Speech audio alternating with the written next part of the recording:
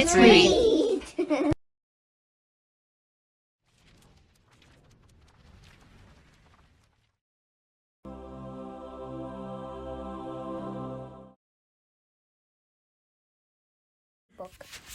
Chapter 15. A Sailor Named Emily. We read and reread the message on the linen cloth to make sure it was real. Our one thought now was to search the coast for the smoking rock and save the poor sailors stranded there. If only we had the bird who delivered this note to you, we could send an answer back, I remarked. Oh, I do have him, Father. He's tucked down in my sack, Fritz said, and he returned to his cage to receive the seagull. While Fritz held the bird tightly in his arms, I wrote this short line, Have faith in God, help is near. Then I attached the slip to the seagull's foot and threw the bird up in the air. It flapped its wings and flew off towards the east. We mustn't forget the oyster beds, Father, Fritz reminded me as I watched the bird disappear into the distance. After all, it may be some time before we get an answer to the note, if we get one at all. The three of us spent the entire next day preparing our cargo. Then, with a soft breeze blowing, we too embarked for the eastern coastline. Fritz and Jack led the way in the Kajak, while Ernest and I steered the canoe loaded with equipment. At the last minute, young Nips, the son of our first monkey, hopped in along with Turk and Flora. At last, we reached our destination, which was as picturesque as Fritz had described it. As we sailed into the Bay of Pearls, for this is what we named it, we gasped, for the sight we saw took our breath away. We saw huge oyster beds nestled on the ocean floor. We rested that night, and at dawn the next day we began our pearl fishery. With the aid of rakes, hooks, nets, poles, we soon drew up large quantities of oysters. As they slowly popped open, we were delighted to see that each one contained a priceless, cream-colored pearl shining brilliantly in the tropic sun. That night, as we sat around our campfire discussing the exciting events of the day, we heard terrible noises coming from the jungle. We paid little attention to them until a short while later when we heard the rustling bushes near our campsite. We looked up, and there in the flickering light stood an enormous lion, crouched down as if he was ready to spring.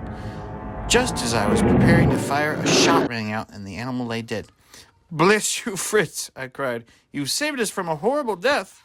But Fritz never had time to reply. For the next second, a lioness, probably the mate of the dead lion, came leaping towards him. She sniffed around the body and licked up its blood. And then she began to howl at the top of her lungs, as if announcing with those cries that she would devour us all. Fritz fired again, and a bullet hit the lioness's shoulder. Now the dogs rushed upon her and seized her flanks. I chose that opportunity to plunge my knife into her, but it was a costly victory.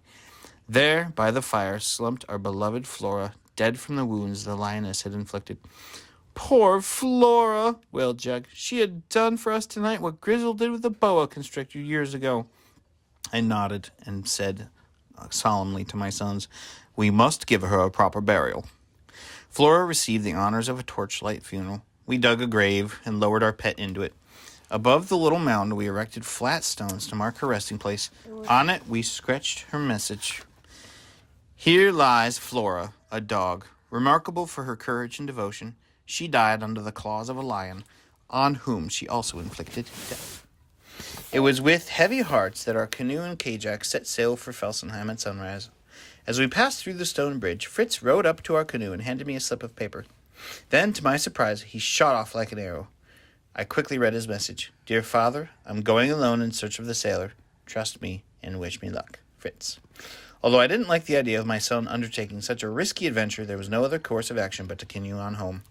Elizabeth was overjoyed with the luxurious lion skins we brought back. Like me, she prayed that Fritz would be successful. 5 days passed, and still there was no sign of our son. At Elizabeth's urging, the entire family left on a searching trip around the east coast in our sailing ship.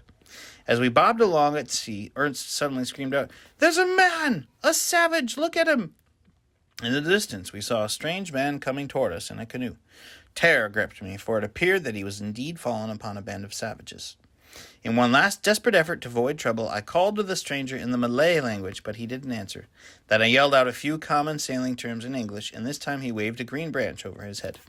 Nearer and nearer he came, and finally we recognized the painted savage. It was none other than Fritz. What are you doing in that costume? I called out as he drew up alongside us. I disguised myself because I was afraid I might run into an enemy. For a minute I thought you were one. But let me tell you my good news. I've located the poor lost sailor. Who is he? I asked. What's his name? The truth is, the sailor is really a girl, and her name is Emily. Fritz whispered to me, cupping his hands around his mouth so his voice wouldn't carry. A girl! I don't believe you, I whispered back, although I don't know why I did so. It's absolutely true, and a very plucky girl she is, too. For 3 years she's been living alone on the Smoking Rock. Now she's anxious to live with us, but she doesn't want anyone other than you and Mother to know she's a girl. Now come meet her.